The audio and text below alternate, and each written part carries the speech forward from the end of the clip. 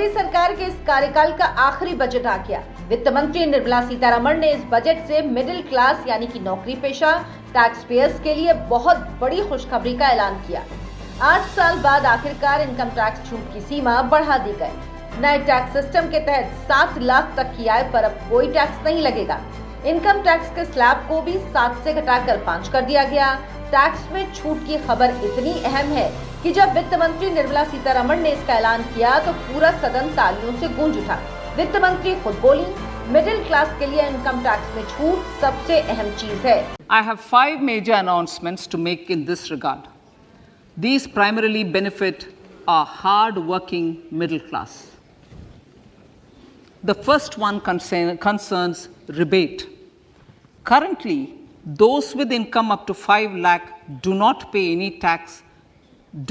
any income tax in both old and new regimes. I propose to increase the rebate limit to 7 lakhs in the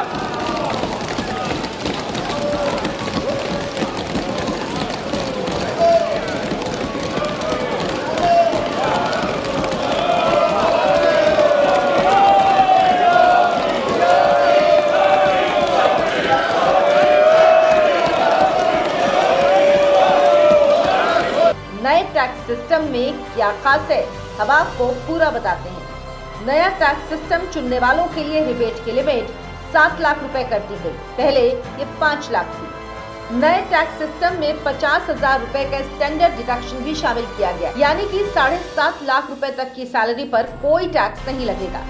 नए tax system के लिए वित्त मंत्री ने नए slabs का भी ऐलान किया।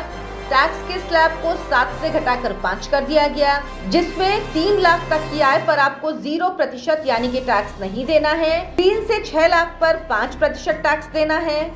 6 से 9 लाख पर 10%, 9 से 12 लाख पर 15%, 12 से 15 पर 20% और 15 से ऊपर पर 30% टैक्स देना होगा। ये वो बड़े बदलाव हैं जो नए टैक्स सिस्टम में किए गए हैं। कुल मिलाकर इस बजट से हर तबके को जितनी उम्मीद थी उसे पूरा करने की कोशिश की गई। मिडिल क्लास की बात करें तो सबसे ज्यादा ये वर्ग बजट का इंतजार इस उम्मीद में करता है कि शायद उसकी बात सुनी जाएगी, उसे टैक्स में छूट दी जाएगी। इस लिहाज से ये बजट आम आदमी की उम्मीदों पर खरा उतरा है।